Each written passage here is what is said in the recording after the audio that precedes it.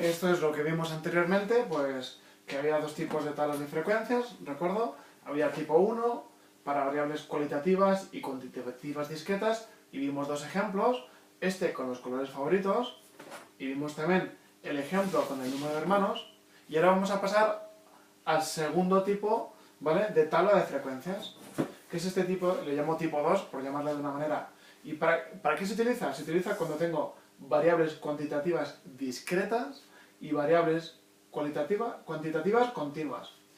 Cuando sean discretas, que tengan mucha amplitud. Antes os acordáis que los hermanos pues no puede ser 1, 2, 3, 4, 5, 6, 7, pero si buscásemos, por ejemplo, la edad, que puede ser desde un año hasta 80 años, que es una variable discreta, pues tiene mucha amplitud, ¿vale? En ese caso utilizaríamos este tipo de tablas de frecuencias, ¿vale? Variables cuantitativas continuas. Y haremos lo mismo, una tabla de frecuencias que tiene alguna cosa más y también un tipo de gráficas, pero además se llaman distintas. No se llaman como antes diagramas de barras, sino se llaman histogramas. Y el polígono de frecuencias se llama igual, ¿vale?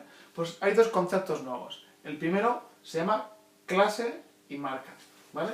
Vamos a hacerlo con un ejemplo, que es el estudio de la altura de la gente. Primero tendremos que medir a todos y, claro, esto es una variable cuantitativa continua. Pues puede medir hay mucho amplio margen para que la gente mida desde 1,20 hasta 1,80, pues puede medir cualquier cosa.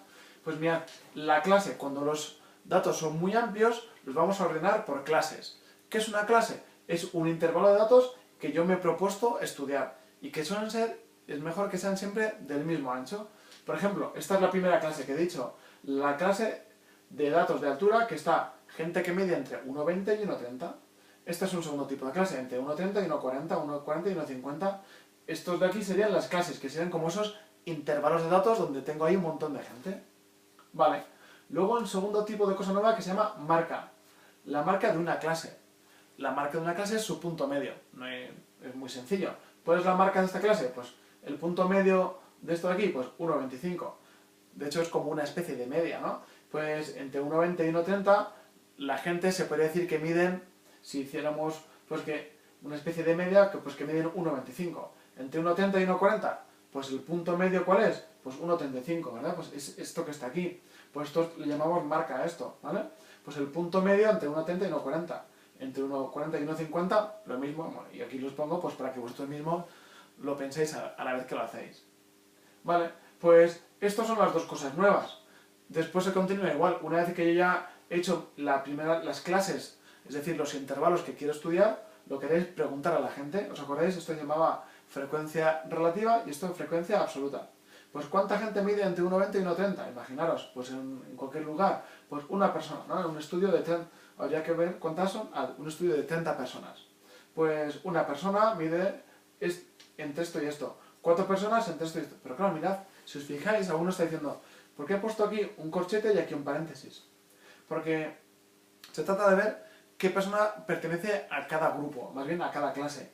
Una persona que mida 1,21, pues está claro que estará aquí. Una persona que mida 1,33, pues estará en esta clase. Pero una persona que mida 1,30, ¿en qué clase estará? ¿Aquí o aquí? Porque justo está en la frontera. Pues mirad, el corchete significa que el 120 está contenido en esta clase y que el 130 aquí ya no está. O sea, voy a coger todos los valores hasta el anterior, pero el 130 no. El 130 ya pertenece a esta segunda clase, por eso es un corchete. Vale, aquí están todos los valores, ¿menos cuál? Menos el 140. De esta manera, así puedo estar seguro de que no voy a perder ningún dato.